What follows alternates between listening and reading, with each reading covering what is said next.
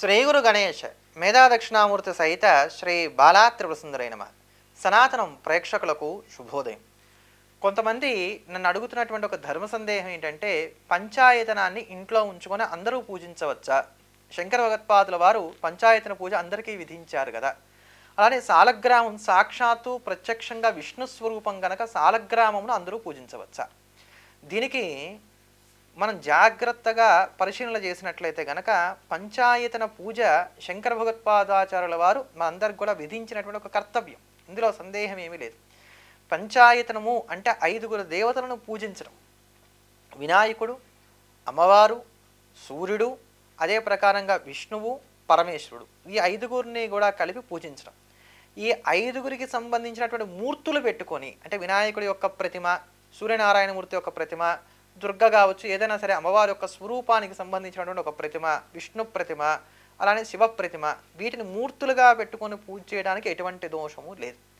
అలా కాకుండా ఇవి శిలారూపాల్లో దొరుకుతూ ఉంటాయి. ఉదాహరణకి శోణభద్రా నదిలో మనకి ఎర్రగా సింధూర వర్ణంలో ఉండేటువంటి శిలలు దొరుకుతాయి. వీటిని మనం గణపతికి ప్రతిరూపంగా భావిస్తూ ఉంటాం. అలానే గండకీ నదిలో మనకి నల్లగా ఉండేటువంటి సాలగ్రామ శిలలు లభిస్తూ ఉంటాయి, విష్ణువుకు ప్రతిరూపంగా చెప్పబడుతున్నటువంటివి. నర్మదా నదిలో దొరికేటువంటి లింగములను బాణలింగములు అని అంటారు, ఇవి శివుడికి ప్రతిగా ఉండేటువంటివి. ఇట్లా ఈ పంచాయతంలో శిలారూపాల్లో ఉంచేటువంటివి ఏవైతున్నాయో వీటిని మాత్రం కేవలం బ్రాహ్మణులు మాత్రమే అర్చించాలి. ఆ బ్రాహ్మణులో కూడా బ్రాహ్మణ వనితలైనటువంటి వారికి కూడా వీటి యందు అధికారం లేదు. కేవలం ఎవరికైతే యజ్ఞోపవీత సంస్కారం జరిగిందో ఆ యజ్ఞోపవీత సంస్కారం ఉన్నటువంటి వారికి మాత్రమే వీటిని అర్చించేటువంటి అధికారం ఉంటుంది. అటువంటి కాని వారు ఎవరైతే ఉన్నారో వారు భక్తిగా వీటిని ఇందాక చెప్పినట్టుగా మూర్తులుగా పెట్టుకొని పూజించవచ్చు. కానీ ఇది బాగా జ్ఞాపకం పెట్టుకోవాలి. సాలగ్రామ శిలావారి పాపహారి విశేషత ఆజన్మకృత పాపానాం ప్రాయశ్చిత్తం దినే దినే అనేటువంటిది అనాదిగా వస్తున్నటువంటి ఒక మాట. సాలగ్రామును చక్కగా అభిషేకించి ఆ అభిషేకించినటువంటి జలాన్ని నిత్యం కూడా చక్కగా తీర్థంగా స్వీకరిస్తూ వచ్చినట్లయితే అనంతమైనటువంటి పాపరాశి కూడా ధ్వంసం అయిపోతూ ఉంటుంది. సాలగ్రామం చాలా విశేషమైనటువంటిది. మిగతా మూర్తులకి మనం ప్రాణప్రతిష్ఠ ఇటువంటి కార్యక్రమాలన్నీ కూడా చేయాలి, కానీ సాలగ్రాములకు అవన్నీ కూడా ఏమీ లేవు. సాలగ్రామంలో స్వయంగా విష్ణువు ఎప్పుడు కూడా సాన్నిధ్యాన్ని కలిగి ఉంటాడు కనుక మళ్ళీ దానికి ప్రత్యేకమైనటువంటి ప్రాణప్రతిష్ఠలు లాంటివన్నీ కూడా ఇవి లేవు. అంతేకాకుండా ఎవరైనప్పటికీ కూడా ఏదన్నా సరే ఒక మూర్తి భగ్నమైతే విరిగిపోతే అది పూజించడానికి అనర్హము అని. కానీ సాలగ్రామానికి దీని యందు కూడా ఒక ప్రత్యేకత ఉంది. అది కింద పడి బద్దలై మొక్కలైపోయినా వాటన్నింటి ఒక దగ్గరగా పెట్టి మళ్ళీ అభిషేకం చేయవచ్చు. ఇంతటి విశేషమైనటువంటిది సాలగ్రామం. కానీ దాన్ని బ్రాహ్మణులే తప్ప ఇతరులు అర్చించరాదు అని అన్నారు. అంత మాత్రం చేత వారిని కించపరిచినట్టు కాదు, దానికి ఉన్నటువంటి శౌచాది నియమాలన్నీ కూడా వీరు పాటించగలుగుతారు అనేటువంటి కాంక్ష చేత చెప్పడమే. సాలగ్రామ శిలాం వాపి చక్రాంకిత శిలాంతద బ్రాహ్మణ పూజయే నిత్యం క్షత్రియాదిర్న పూజయేత్ అని నిర్ణయ సింధులో చాలా స్పష్టంగా ఉంది. బ్రాహ్మణేతరులైనటువంటి వారు ఎవరూ కూడా, క్షత్రియాదులు ఎవరూ కూడా ఈ యొక్క సాలగ్రామాదులను పూజించరాదు. ఒకవేళ యది భక్తిర్భవేత్తస్య స్త్రీణాం వాపి వసుందరే దూరాదేవ స్పృశన్ పూజం కారయేత్తు సమాహిత.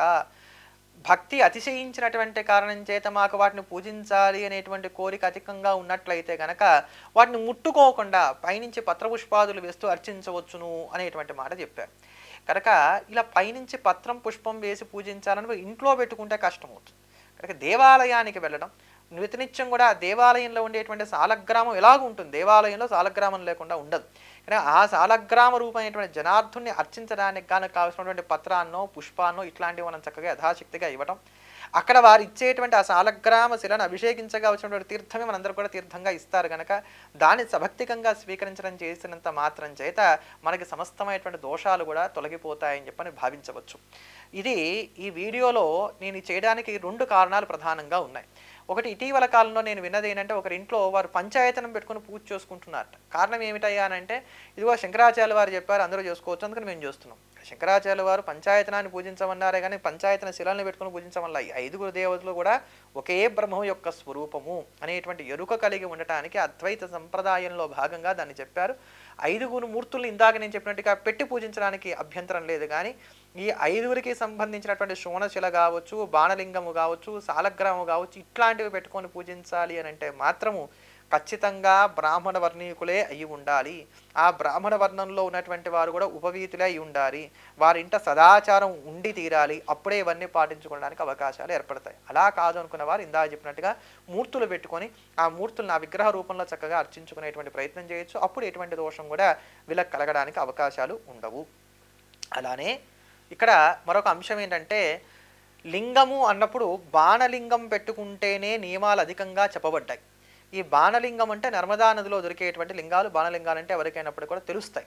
అలా కాకుండా బంగారంతో చేసిన లింగాలు, వెండితో చేసిన లింగాలు, వివిధ రకాలైనటువంటి మణులతో, లేకపోతే కనుక కొన్ని రాతి విశేషాలతో చేసినటువంటి లింగాలు ఏవైతే ఉంటాయో వాటిని మళ్ళీ ఎవరైనప్పటికీ చక్కగా పెట్టుకోవచ్చు. స్త్రీలైనా ఎవరైనా వాటిని చక్కగా పూజించుకోవచ్చు. వాటిలో ఎటువంటి దోషాలు లేవు. బాణలింగం ఎక్కడుంటే అది శివాలయంతో సమానం. ఆ బాణలింగాన్ని పూజించాలి అని అంటే మాత్రం కాస్త నియమాలను కఠినంగా ఎక్కువగా పాటించుకోవాల్సినటువంటి స్థితి ఏర్పడుతుంది. కనుక అవి మనం పాటించుకోగలుగుతాం. ఇంట్లో పెట్టుకోండి. ఇందా చెప్పినటువంటి వారందరూ చక్కగా అర్చించుకోండి. అవకాశం లేదు దేవాలయంలో పెట్టండి. ప్రతిరోజు కూడా అక్కడ దేవాలయానికి వెళ్ళండి. వాటిని దర్శించుకోండి. ఆ తీర్థాన్ని స్వీకరించండి. సకల శ్రేయస్సులు కూడా పొందండి. సదాచారంలో మెలుగుదాం. తోచినట్టుగా కాకుండా శాస్త్రం చెప్పినట్టుగా పెద్దవాళ్ళు నడిచినటువంటి మార్గంలో నడుద్దాం. సమస్తమైనటువంటి శుభాలని పొందుదాం. మరోమారు మళ్ళీ కలుద్దాం. ఎల్లప్పుడూ దేశాన్ని ప్రేమిద్దాం. దైవాన్ని స్మరిద్దాం. స్వస్తి.